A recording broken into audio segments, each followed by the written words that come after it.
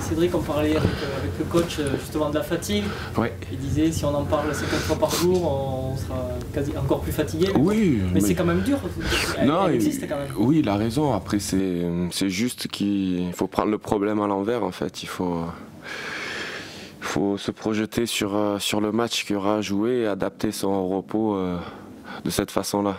Justement,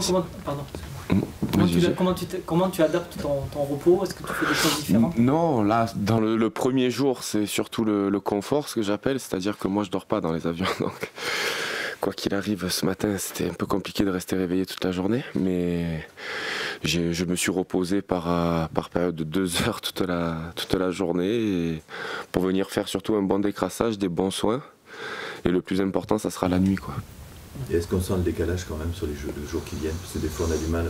Je pense que exceptionnellement par rapport à... En plus le match qu'on va jouer, c'est-à-dire à Lorient sur synthétique, 17h, rapproché, plus le match qui était en Russie, c'est vrai que là on va sentir, je pense, une fatigue réelle juste avant une trêve internationale. Il y a eu beaucoup de matchs en peu de temps, donc elle y sera, mais après mentalement il faut arriver à s'approprier ça. Il faut faire appel au mental. Oui, voilà, surtout mentalement. Lorient est une équipe coriace à jouer. À chaque fois, c'est...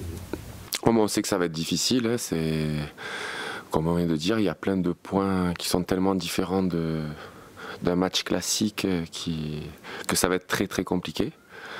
Mais après, c'est là où il faudra compter sur la fraîcheur mentale des plus expérimentés, et la fraîcheur de quelques joueurs peut-être qui sont ou restés là ou pas joués pour faire ce match-là. Voilà, essayer de prendre tout ce qu'il y a de positif pour faire un résultat. C'est dans ces circonstances que le turnover est important, justement. Oui, il est important, mais il faut que les joueurs qui sont concernés par ce turnover soient prêts à ça, parce que c'est, par exemple, quand on parle de fatigue ou de tout ça, le joueur hier qui a joué tout le match à Kazan ou qui n'a pas joué mais qui s'est déplacé, je pense qu'il est pratiquement autant fatigué qu'un joueur qui a joué le match. Donc voilà, il y a une responsabilisation de chacun à prendre en compte. Vous avez rarement la même équipe. Est-ce que c'est compliqué pour toi, gardien? Tu n'as jamais la même défense? Sur des matchs tous les 3 jours, c'est moins gênant que sur une saison où il n'y a que le championnat et les coupes nationales, parce que les matchs sont beaucoup plus espacés, donc tu as besoin de repères et tu attends le match avec une énorme impatience. Là, sur des matchs tous les 3 jours, tout va tellement vite que tu n'as pas le temps de réfléchir à savoir avec qui tu joues pas. Tu as tes repères à toi qui sont le plus importants qu'autre chose. Est-ce que tu penses que les deux derniers matchs contre Lyon et à Kazan accréditent le fait que à Nice c'était vraiment un accident, ou il y a encore un petit doute? Non, je pense que déjà il faut arrêter d'en parler. Nice a été une déroute, comme je dis. Je pense que je l'ai expliqué sur une période bizarre, c'est-à-dire ça a été pendant une mi-temps, donc on va dire que tous les joueurs qui auraient dû se responsabiliser ne l'ont pas fait. Et voilà, ça a été une déroute et ça a lâché, quoi, tout simplement. Après, c'est l'enchaînement et la réussite aussi des attaquants niçois qui a fait le reste. Mais comme je dis, sur l'ensemble, on n'est pas à l'abri de perdre un match largement, mais je pense que ça n'arrivera plus, du moins sur le niveau mental. On a vu en plus que quand ils rentraient à Saint-Etienne, ils ont remis le couvert, ce qui relativise un tout petit peu. Oui, après on n'a pas pour habitude de ne pas s'occuper des autres, mais c'est vrai que voilà, c'est une équipe qui était en forme et nous à ce moment-là on a lâché mentalement. Donc c'est vrai que lâcher mentalement, ça ne veut pas dire qu'on avait juste envie de rentrer à la maison, mais on n'a pas fait ce qu'il fallait les uns pour les autres. En dehors de la langue, qu'est-ce que tu penses de Pablo, son adaptation? Est-ce que tu la trouves rapide? Ouais, je pense qu'elle est normale, même rapide, parce que c'est quelqu'un qui met beaucoup d'envie dans le travail. Et ça, c'est le plus important.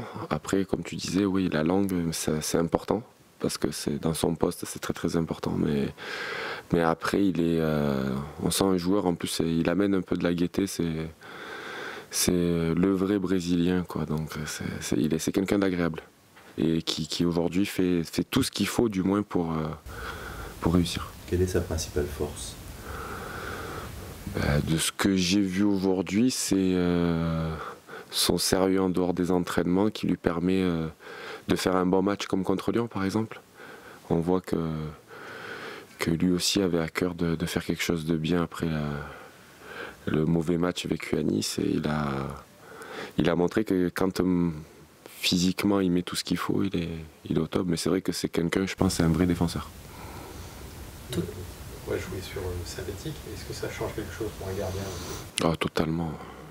Pour moi, c'est la hantise du football, quoi. C'est pas que j'ai rien contre. Après, voilà, chacun fait comme il peut, comme il veut, ça me dérange pas en temps normal. Mais là, c'est vrai que on va dire que depuis que je me suis blessé à la cheville, même si je ne ressens pas grand-chose dans les matchs, mais il y a toujours 2-3 petits trucs qui sont dérangeants sur certaines actions, et notamment sur le synthétique. Je veux dire, on l'a vu l'autre jour, j'ai fait un test physique de 5 minutes.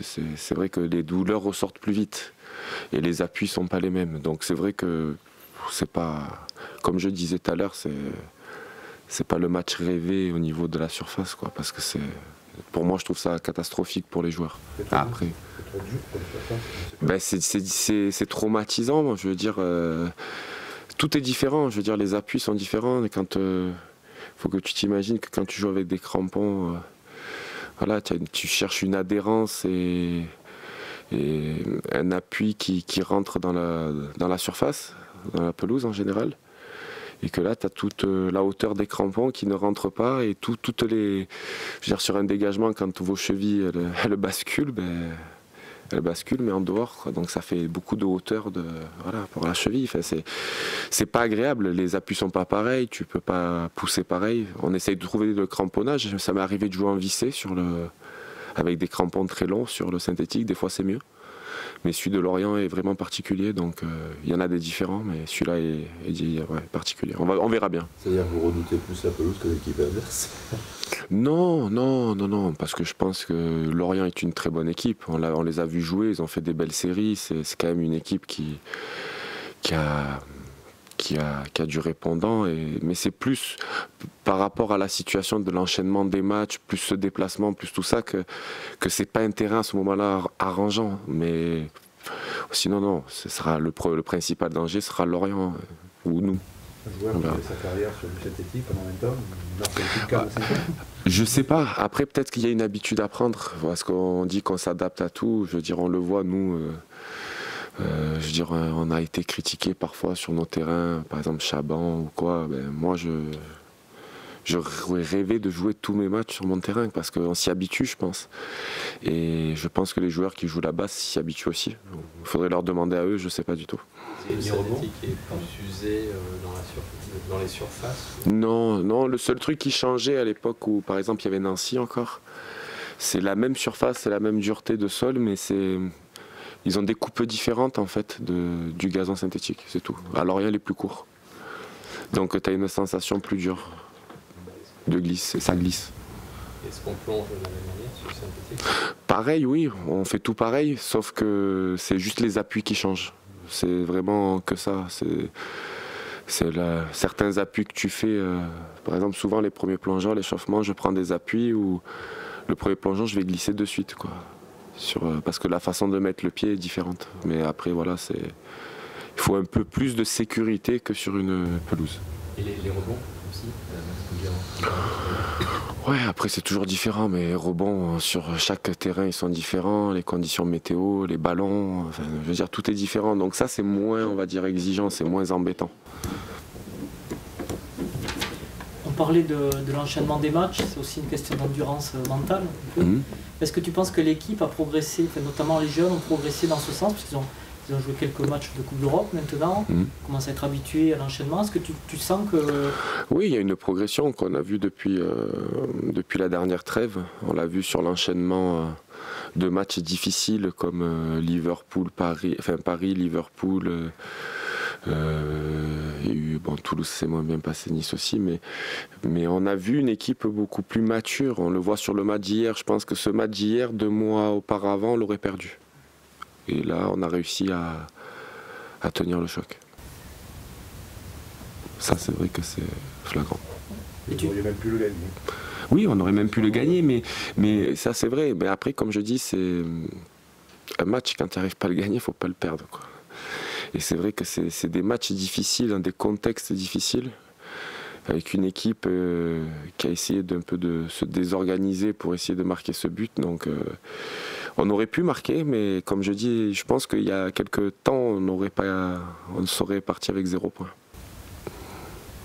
La poule est serrée, parce que Sion est assez surprenant. Comment tu vois tu penses que la hiérarchie a un peu changé? Non, je pense pas. Je pense qu'aujourd'hui, voilà, on va dire que tout le monde est dans le même, tout le monde est à sa place, mais comme on sait, dans ces phases de groupe, ça sera déterminant sur la double confrontation. Je pense que si on arrive à prendre 4 points au minimum, on sera en course jusqu'au bout. Si on arrive à en prendre 6, je pense qu'on sera très bien placé. Vous attendez quand même une poule serrée? Oui, ça va se jouer jusqu'au bout, je pense. Enfin, j'espère. J'espère pour nous que ça se jouera jusqu'au bout. Gagner les 3 prochains. Ouais, voilà aussi. On va essayer, ça serait plus simple. Merci beaucoup. Merci.